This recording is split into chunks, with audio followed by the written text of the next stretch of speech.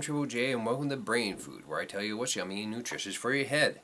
For today's episode, I'm going to be discussing the new and most excellent series from Marvel, Miss Marvel, written by Willow Wilson with artwork by Adrian Alphona. How good is this series? Just to give you an indication, when the first issue came out, it was in the top 10 selling comics on Comixology, the digital dealership of comics on the internet. And to this day, even when I picked up issue 4, it continues to stay within the top 10. Not bad for a new legacy character. Now, the first story arc is composed of the first 5 issues of the series. That brings us the origin of the new Miss Marvel, aka Kamala Khan, who is not white. Take note, J.J. Abrams. Kamala Khan is very much like any other teenager, which is that she's just trying to navigate the life of a teenager. What sets her apart is that she's also a Muslim in America, which in this post-9/11 world makes it a touch difficult for her, to say the least. As we follow Kamala along on her journey, we see her bounce between her culture as well as white bread America culture, which isn't too good for her self-esteem.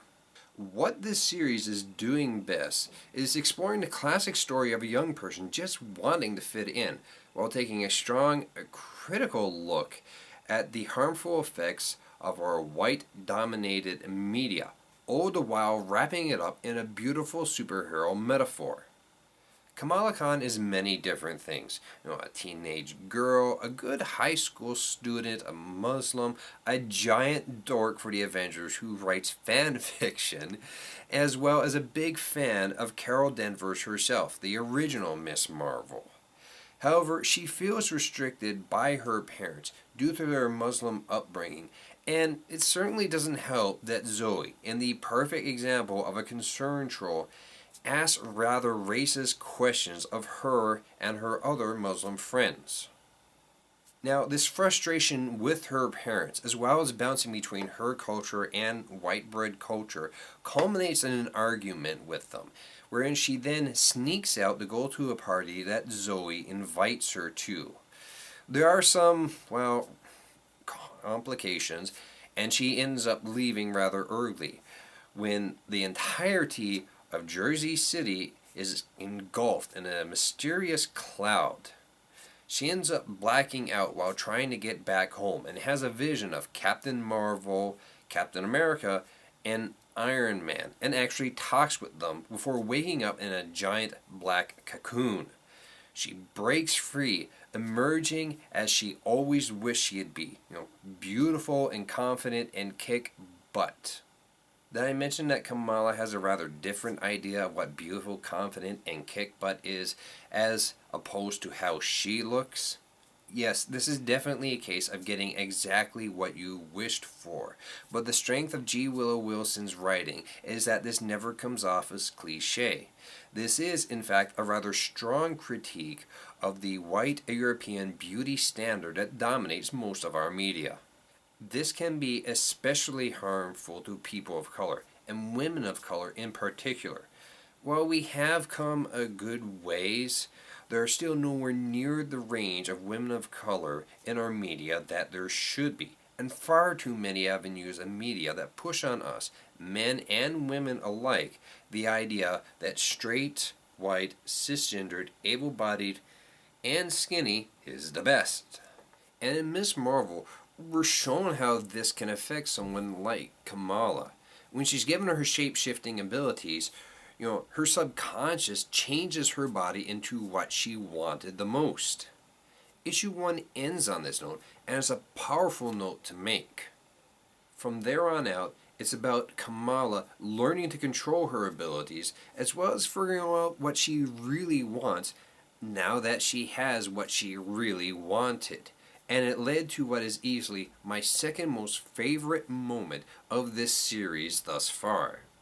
At the start of issue 2, while still struggling to control her newfound powers as well as the emotional impact that it's having on her, Kamala comes across Zoe, the pretty white blonde concern troll who goes to the same high school as her and who invited her to the party in the first place. It was at this party that Zoe then proceeded to insult Kamala, Kamala's family, and Kamala's friends.